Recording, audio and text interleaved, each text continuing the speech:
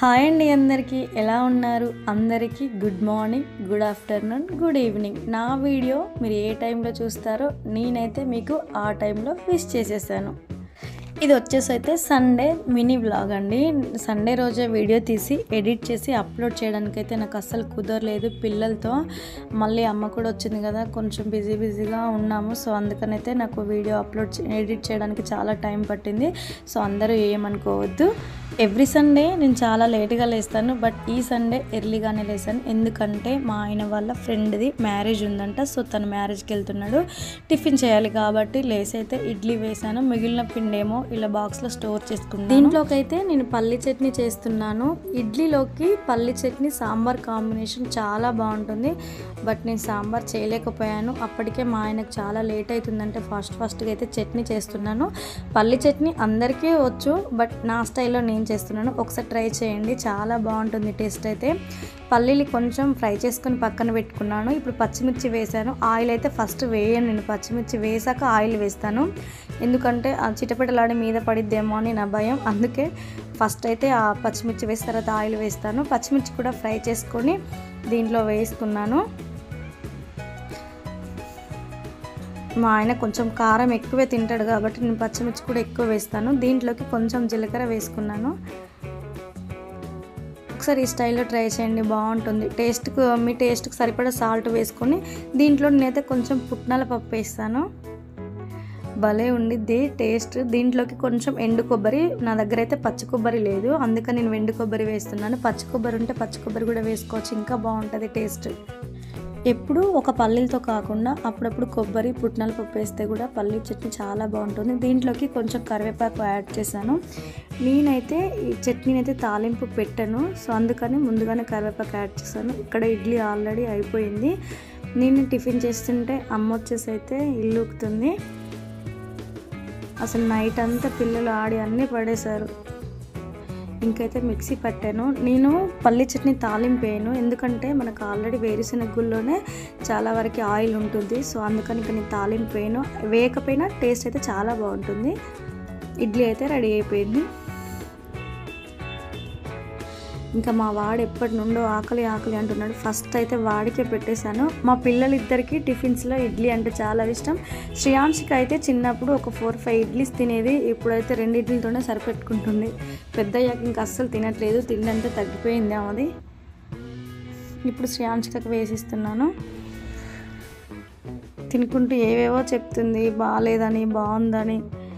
ఆమె కూడా కారం బాగా తింటుంది, ఈక్వల్ వాళ్ళ నాన్నలాగానే. నాన్ వెజ్ అంటే కూడా చాలా ఇష్టం ఆమెకి.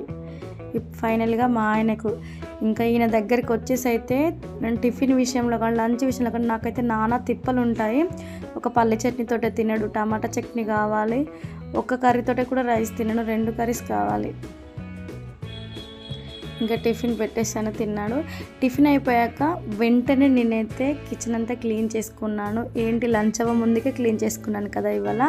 ఎందుకంటే లంచ్ అక్క వాళ్ళ ఇంట్లో, మా ఆయన ఎలాగ ఉండట్లేదు కదా, మ్యారేజ్కి వెళ్తున్నాడు. సో అందుకని అమ్మ అయితే ఎప్పుడు నీ దగ్గరే వండుకొని ఇక్కడే తింటే నీకు అసలు తినాలనిపించట్లేదు అంటున్నావు కదా, నేను అక్క వాళ్ళ ఇంట్లో చేస్తా, అక్కడికే వచ్చేసే అని చెప్పింది. సో అందుకని లంచ్ అక్కడ, పిల్లల్ని అమ్మ వాళ్ళతో నేను పంపించేశాను అక్కడికి.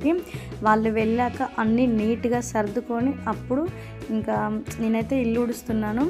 అమ్మ ఆల్రెడీ మార్నింగే ఊకేసింది. బట్ మీకు తెలుసు కదా, నేను లాస్ట్ వీడియోలో చెప్పాను, నాకు ఎవరైనా సరే ఇల్లు ఉడవడం మాఫ్ పెట్టడం అనేది నేనే చేసుకుంటా. ఆ పనులు ఎవరికి చెప్పను, ఎవరు చేసినా నాకు నచ్చదు.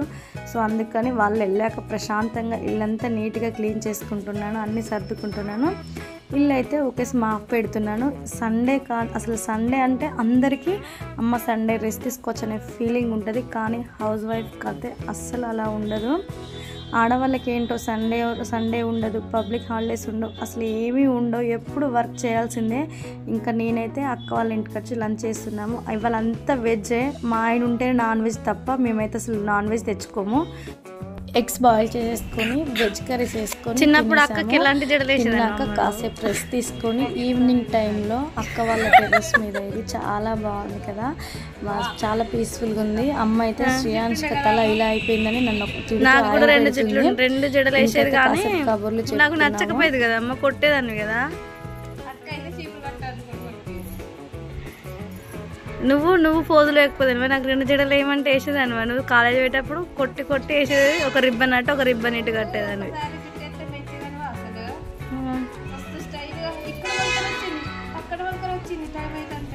నువ్వు ఏమనేదాన్ని మరి? ఉన్నాయి, చాలా ఉన్నాయి అమ్మ. ఎప్పుడు కావాలి?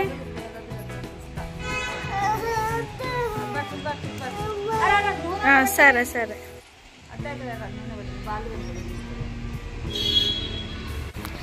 మా అమ్మ కూడా మాకు ఇలాగే చిన్నప్పుడు ఆయిల్ పెడుతుండేది.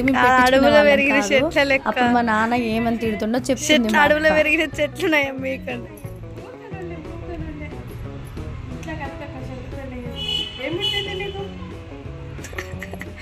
ఒకరోజు షటిల్ ఆడుతాండి ఎట్లా గుర్తున్నదా అక్క నీకు?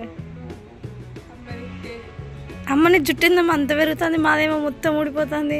ఏం పెడతాను? కలర్ పెడితేనే పెరుగుతాను అని మా అమ్మ కలర్ పెడితే జుట్టు పెరుగుతుందని భ్రమలో ఉన్నది. చిన్నప్పుడు జరిగిన విషయాలన్నీ గుర్తు తెచ్చుకొని అయితే బాగా నవ్వుకున్నాం.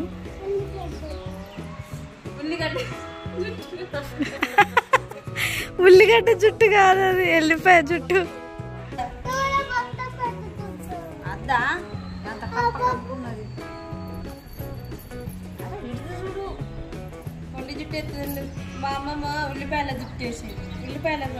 అమ్మమ్మ మన అమ్మనే వేసేది ఎల్లిపాయ జుట్టు.